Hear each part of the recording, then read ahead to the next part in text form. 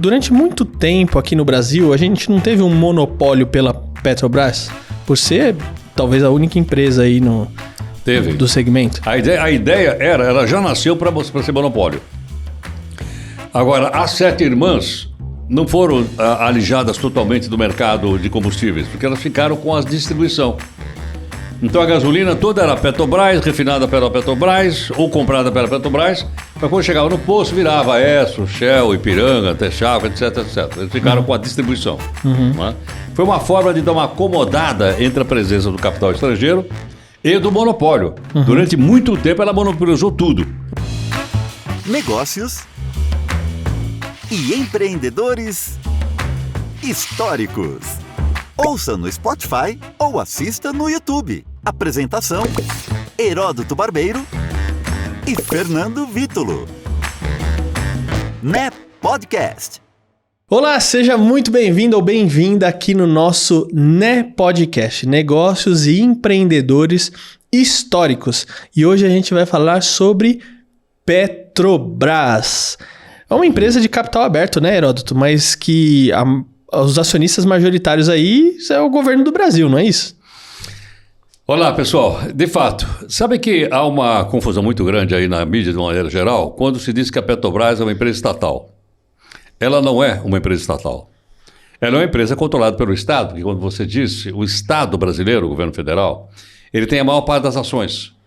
Mas se você for olhar o nome da empresa, como é que ela chama? Qual é o nome da Petrobras? Ela se chama Petróleo Brasileiro Sociedade Anônima. SA. SA. Foi criada assim? Foi criada assim. Por quê? Pelo Getúlio Vargas, em 1953. Então, mesmo em 53, quando havia um forte movimento nacionalista, o petróleo é nosso, as 7 irmãs do petróleo, 7 irmãs eram a Shell, Esso, Texaco, enfim, essas empresas todas. O Brasil teria que criar uma empresa para se contrapor às 7 irmãs, que eram empresas europeias e americanas. E aí veio a ideia da Petrobras, de impedir que os estrangeiros pudessem explorar o petróleo no Brasil. Mas, para minha surpresa, não nasceu só a Petrobras, ponto. Nasceu a Petrobras S.A., Sociedade Anônima. E eu conheci o cara, respeitosamente, que fez o projeto que foi aprovado para a Petrobras. Chamava-se Eusébio Rocha. Se você for no Cubatão, São Paulo, tem uma usina lá com o nome dele, Eusébio Rocha. Eu conheci, quando nós fundamos junto o PDT, junto com o Leonel Brizola. E ele me explicava isso. Então, ela é uma empresa que tem ações, por exemplo, sendo vendidas na Bolsa de São Paulo. Eu mesmo me lembro que na época, houve uma época, acho que foi no governo Fernando Henrique, que você podia pegar todo o seu dinheiro do Fundo de Garantia e comprar ações da Petrobras. Eu comprei tudo. Peguei tudo que eu tinha de dinheiro, deixei lá. E comprei na Petrobras e fiquei acionista da Petrobras. Mas as ações da Petrobras vendem também na Bolsa de Nova York. E o que acontece? Os caras lá fora são muito mais fiscalizadores do que os aqui dentro. Tanto que quando ocorreu o escândalo do Petrolão lá na Petrobras, e a Petrobras apresentou um prejuízo enorme, eles lá nos Estados Unidos entraram com uma ação contra a diretoria da Petrobras, na Bolsa de Valores, ganharam, e a Petrobras foi obrigada a pagar milhões e milhões de dólares de dividendo para esses caras. E aqui a gente não falou nada. Eu mesmo não falei nada, eu devia ter falado alguma coisa. Mas tem 2 momentos da Petrobras. Ela, então, como uma empresa nacionalista, petróleo é nosso, e depois, gradativamente, ela começou a se adaptar às mudanças econômicas e políticas pelas quais o mundo vinha passando. Tá? Mas ela deveria ser, assim, vamos dizer, a propriedade do povo brasileiro. Só que povo também é um sujeito indeterminado. Né? E o que aconteceu? Ela se tornou...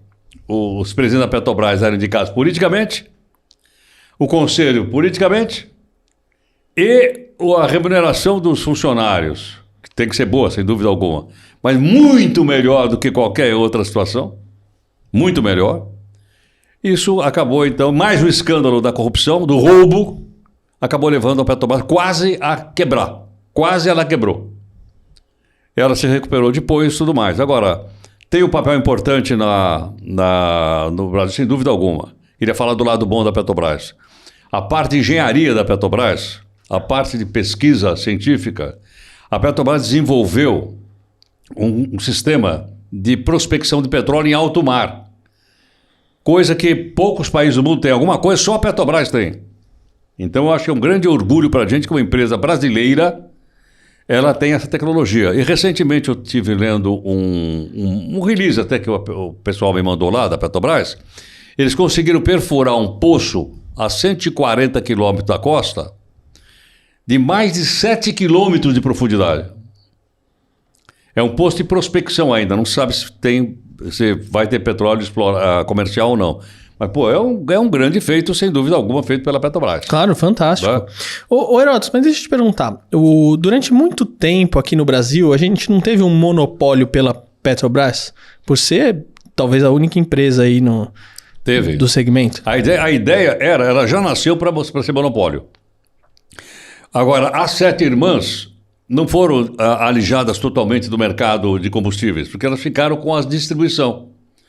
Então a gasolina toda era Petrobras, refinada pela Petrobras ou comprada pela Petrobras, mas quando chegava no posto virava Esso, Shell, Ipiranga, Texaco, etc, etc. Eles ficaram com a distribuição. Né? Foi uma forma de dar uma acomodada entre a presença do capital estrangeiro e do monopólio. Durante muito tempo ela monopolizou tudo. E hoje ela não tem mais um monopólio, ela abriu, né, tem competição, ora ela ganha, ora ela perde, porque essa é a nova, vamos dizer assim, nova configuração da economia mundial. Que terminou, só para registrar, o monopólio oficial acabou em 1997. 97 foi no governo do Fernando Henrique Cardoso, né, que foi grande debate também, né, porque aí também se juntou a esquerda e a direita. Né? A esquerda sempre favorável à estatização, favorável ao monopólio, e a direita da economia aberta, da economia liberal, etc. Privatização e tudo mais. Chamaram o o professor Fernando Henrique, que foi meu professor lá na USP. Chamaram o presidente de entreguista, entendeu? Vendilhão da pátria, aquela coisa toda, né? Por causa disso.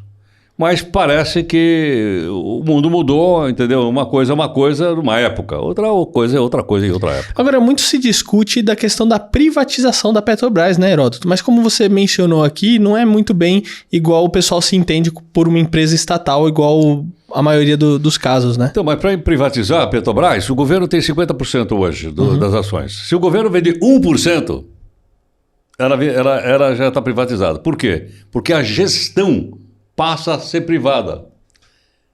Que, aliás, é o que o governo da China faz. Se você quiser abrir uma empresa na China, posso abrir uma empresa capitalista aí na China comunista? Pode. Só que é o seguinte, o governo fica com 49% das ações, você fica com 51%. Você dirige, você ganha e me dá uma parte dos lucros. 49% do lucro é meu. Esse sistema está sendo feito hoje na privatização dos aeroportos também, principalmente agora, na concorrência que vai ter dos aeroportos mais intensos, como Congonhas e Santos Dumont, de 51% ser vendido, né, e 49% continuar na mão da estatal, que é a Infraero. Então, para privatizar a Petrobras, é vendido 2%, ela já é privada. E ó, muita gente pergunta, né, o que faz a Petrobras, né? Porque não é só a questão do petróleo também, mas olha, tem diesel, gasolina, nafta, querosene de aviação, gás liquefeito de petróleo, lubrificantes e olha, um monte de outras substâncias aí que são produzidas pela Petrobras. Sem dúvida. Porque às vezes a gente só pensa aí nessa questão do petróleo, do combustível, que principalmente é o que sai aí nas notícias, né? Mas todas as outras tecnologias, igual você mesmo comentou aqui, dessa perfuração aí de 7 quilômetros de extensão, muitas das vezes a gente não ouve falar, né? Pois é, agora é o seguinte, com essa nova política da Petrobras, ela está vendendo essas empresas que são subsidiárias dela. Empresa de plásticos, a Braskem, ela tinha uma parte ela tinha distribuição, ela tinha postos de gasolina. Lembra o BR, posto BR, era da Petrobras. Mas olha, interessante é o seguinte, é que tudo que foi citado, uma coisa é você ter o petróleo bruto, essa era da Petrobras, hoje não é mais só dela, e você ter a refinaria, as refinarias eram todas da Petrobras, todas. Aliás, uma das coisas que aconteceu antes do golpe de 64 foi que naquela época o João Goulart, ele era favorável ao estatismo, ele estatizou uma refinaria em São Paulo, refinaria União, que ficava em Capoava. Né? Então parecia que realmente o país ia virar para a esquerda estatal. Então uma coisa é você ter o petróleo, outra coisa é você ter os derivados. O Brasil hoje, ele é autossuficiente em petróleo? É. É a pergunta que não quer calar. Pô, se é autossuficiente, por que está tão caro? Por 2 motivos. Porque nós temos petróleo, mas nós não temos tanta gasolina. Nós temos petróleo, mas não temos tanto... Nós importamos diesel. Você falou gás de cozinha? Gás de cozinha é importado. Ele vem liquefeito dentro de um navio-tanque. Vem lá do Oriente Médio. Então você vê por que é tão caro o gás liquefeito de petróleo. Tem o gás natural, que eles estão utilizando agora, muito interessante. Mas eu digo, esses são, vamos dizer assim, elementos que vieram acoplados a essa ideia de você ter o monopólio do petróleo. Olha só, Heródoto, antes de falar aqui algumas outras curiosidades, lembrar aqui o pessoal dos cursos que a gente tem disponível aí, né? O Media Training para o Mundo Corporativo, Comunicar para Chegar Lá e também o YouTube Power Up. Olha quanta coisa bacana que o pessoal pode conferir, hein? Tá aí, dá uma olhadinha lá, vê se você gosta. É isso aí, tô deixando aqui na descrição, tanto do podcast como do YouTube, os links que vão te direcionar para as páginas onde você pode obter mais informações. Outra coisa também, lembrando, todos os nossos episódios são mais resumidos, né? Não dá pra gente explorar tudo, esgotar todo o tema, mesmo porque senão a gente vai ficar horas e horas e horas, vai virar um documentário e não é essa a nossa intenção, né? É justamente despertar a curiosidade, levar um pouco de informação e para que as pessoas continuem pesquisando, se inteirando aí sobre o tema. Então, dá sua contribuição aqui pra gente, deixa um comentário, manda um WhatsApp pra gente, vai ser o maior prazer interagir com vocês. Agora, olha só, Heródoto, em 2020, né, a Forbes Global 2000, a Petrobras foi classificada como 70ª maior empresa pública do mundo. Olha só que bacana. De número 70, é isso ou não? 70ª, é isso aí. Número 70, eu não sabia, não. E olha, só, a gente comentou de ações também, né? Até a data de hoje que a gente tá gravando o podcast, mas ele vai ser lançado mais pra frente, mas hoje é 15 de dezembro de 2021, né? Hoje o governo federal tem o controle por meio de 50,5% das ações ordinárias, que são as ações com direito a voto. Considerando o capital total da empresa, ações ordinárias e preferenciais, o grupo de controle é composto por ações do governo e do BNDES, que juntos detêm 36,75% dos papéis. Interessante porque, como a gente falou das ações, né? Então, por isso é que quando a gente olha a cotação da Bolsa de Valores, geralmente a gente olha as ações da Petrobras. Elas influem muito na cotação da Bolsa. Bom, se a Petrobras tem ações na Bolsa, ela não pode ser uma empresa estatal. Ela é uma empresa, no mínimo, de capital misto. E outra coisa também, você falou, tem muita coisa da história da Petrobras. Nós estamos só tentando contextualizar historicamente, né? Para que você possa, então, mais uma provocação, para que você possa pesquisar mais e conhecer muito mais da Petrobras do que realmente conhecer. E que pese, quando eu era aluno do curso médio, a professora de Geografia fez um concurso, o tema era Petrobras, e eu ganhei o concurso. Olha só que legal, Heródoto. Que bacana isso. Sabe qual foi o prêmio? Uma espátulazinha assim daquela de abre livro.